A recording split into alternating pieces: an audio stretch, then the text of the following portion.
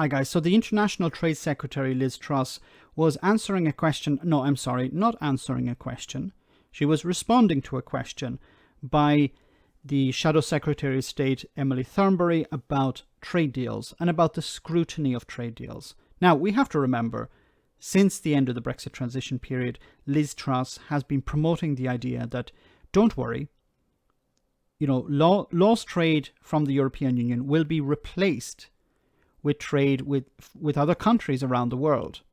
Even though these countries are far away, even though it's not really normal for these countries that are far away to trade with the UK, they're more likely to trade with their neighbours. Don't worry about all of that. We're going to sign wonderful trade deals with these countries that are going to create jobs, they're going to make the country rich again, and there's nothing to worry about. Nothing to worry about so much that we don't actually want Parliament to fully scrutinise these trade deals. So the trade deals are so great, we don't want Parliament to scrutinise them fully. Well, let's hear the exchange that took place. Thank you, Mr. Speaker. As my right honourable friend, the member for Eltham, has said, there are at least 238 questions the Secretary of State has to address on the subject of this agreement, and I look forward to receiving her answers soon. But can I today ask her one simple one? Can she guarantee that this Parliament will have as much time to scrutinise the proposed terms of all accession to CPTPP before a vote on whether or not to approve them, as Australia, Canada and New Zealand parliaments had before their respective votes? Now, there are two things to talk about here. First of all, the questions. So she referenced 238 questions on this one trade deal. Now, why is this a problem? 238 questions. It's because Parliament's job is to scrutinise the government. They're meant to ask ministers questions. But ministers have not been answering questions. Now, I'm not just talking about when we see them on TV, standing up, standing up in Parliament answering or responding to questions. Many questions are also sent, written, in a written form to the minister. It's the minister's job to respond to questions. Minister's job isn't just to go around the world and, benefit from photo opportunities or to feather their nest or to buy expensive wallpaper. Minister's job is also to answer questions in Parliament, because Parliament is representative, it should be representative of the public, the constituents. They vote MPs in to ask questions on their behalf. The minister's job, they're paid a lot of money, their job is to answer questions. Now, we know that Boris Johnson doesn't answer questions. We know the ministers don't answer questions when we see them on TV. But behind the scenes, they're supposed to answer written questions as well. Now, there are 238 questions that have not been answered yet. And Liz Truss doesn't seem interested in answering these questions. Now, the second part, of course, is scrutiny. Other parliaments around the world have allowed scrutiny of these trade deals. Liz Truss and her government don't seem to want full scrutiny of these trade deals. Now, think about that for a moment. Liz Truss is saying, we're going to replace all this lost trade of the European Union with trade deals with countries around the world. This is fantastic. There's nothing to worry about here. But we don't want Parliament to fully scrutinise it. Why? Well, I thank the Honourable Lady for her question. She clearly comes from a profession where she was paid by the number of questions she asked. Is that supposed to be a joke? It's her job to ask you questions. As I said, it's your job to answer questions. Maybe Liz Truss doesn't understand Parliament. And I will be absolutely delighted to answer all those questions and more when we publish the public bundle, which will include the scoping assessment and our negotiation objectives. Our negotiating objectives. Isn't it interesting that when the negotiations began with the European Union, the UK government, Boris Johnson's administration, didn't want to publish the negotiating objectives. Why? The European Union said these are our objectives.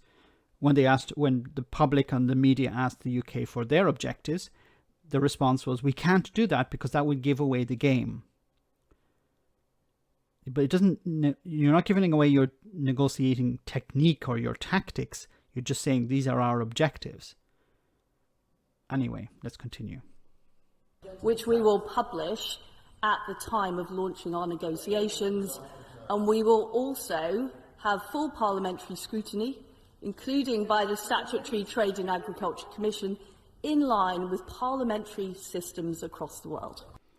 So what she's doing here is being a little bit sly, because we have to remember that the Conservative Party rules at the moment. Boris Johnson has an 80-seat majority.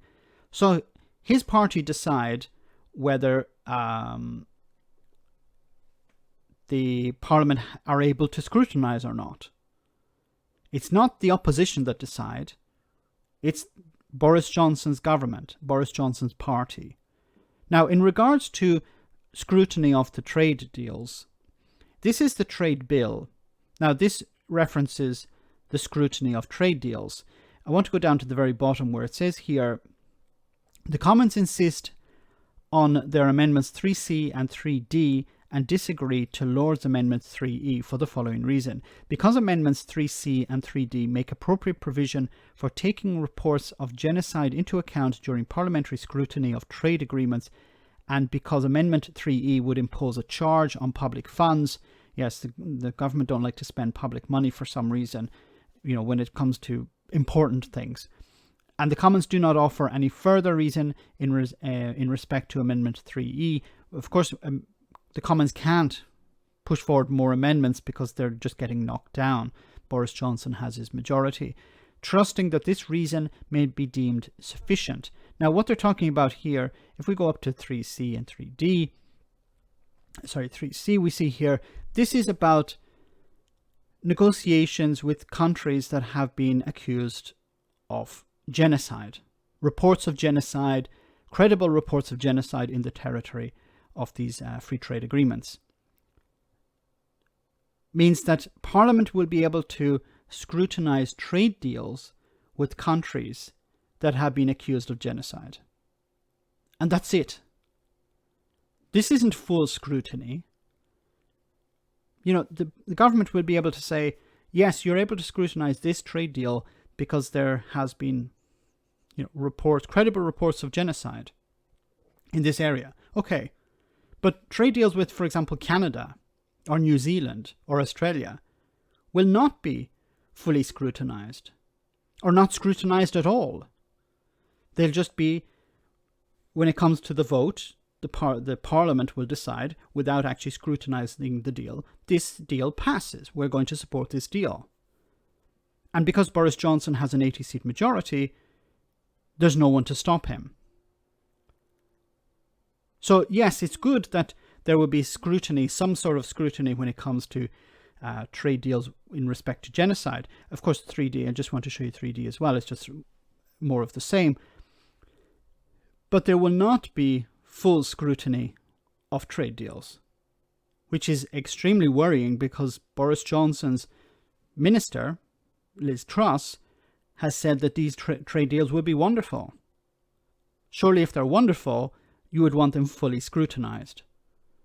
Let me know in the comment section, guys, what you think. As always, your comments are greatly appreciated. Thanks a lot.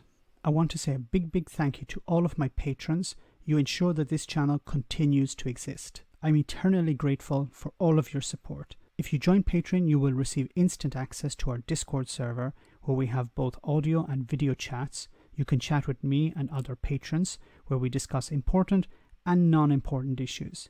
Becoming a patron per month costs about the same as a large coffee, so why not check it out?